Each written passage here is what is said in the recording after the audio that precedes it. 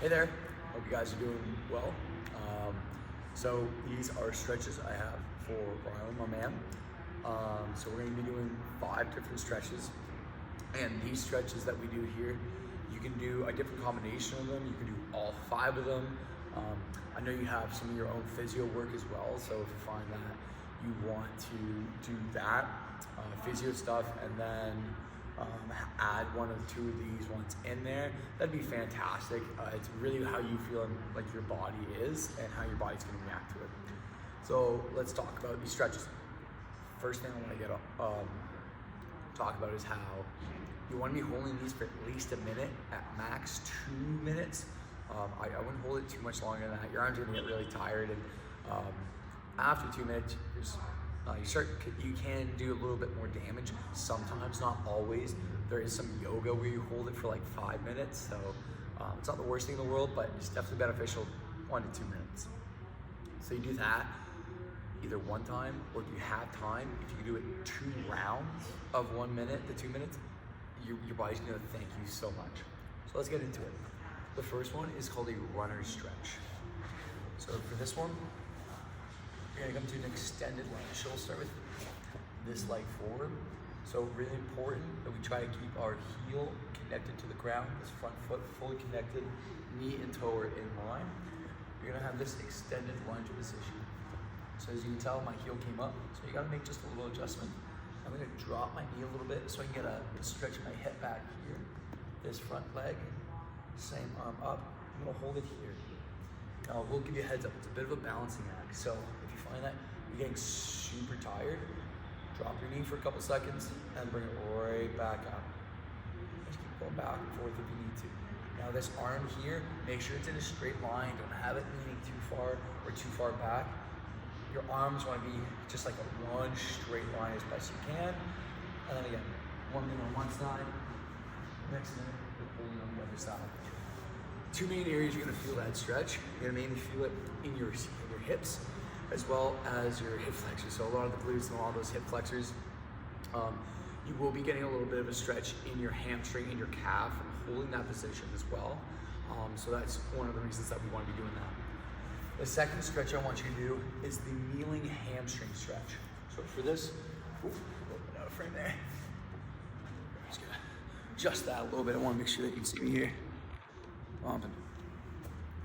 So with that kneeling stretch, hamstring stretch, you're in this position here, nice and tall, this leg relatively straight.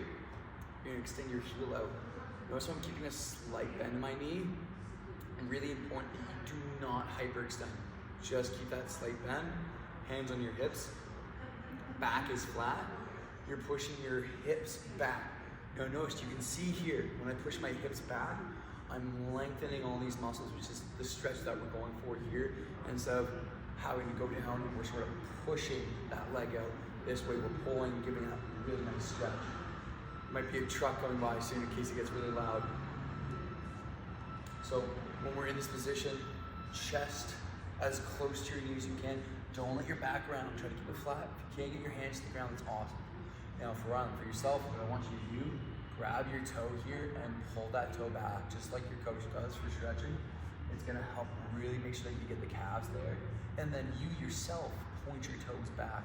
Any muscle that we're not getting from the pull usually gets stretched when we start to point that toe back out towards us. So again, 1 to 2 minutes on one side, then the other side. A good thing with this one is just to sort of feel for your second time around, when you go into your stretch, because you've already done it once, it should feel a little easier to get into the stretch because the muscle's more relaxed. So you might find that the first round feels different than the second round. So if that's the case, that's just something that you want to take note of. Your third one, this one's less about the posterior muscles in the legs, the area that we were talking about. Sorry for all the noise. This one's more for your inner thighs and as well as your shoulders. So we're calling this the child's pose shoulder stretch. So before we get to the heels together, push your knees as far apart from each other as you can. Push your hips back into your heels, and then you're gonna bring your hands down. Now, what you're gonna do is extend your hands out. One hand comes underneath the body, and then you're gonna drop it down until your shoulder touches the ground. Once your shoulder touches the ground, whatever arm is on the ground, you're gonna twist towards that side. So this is my right arm, down to the ground, I'm twist towards my right. So in this twisting motion, I'm pulling, just like we did with the hamstring and that kneeling hamstring.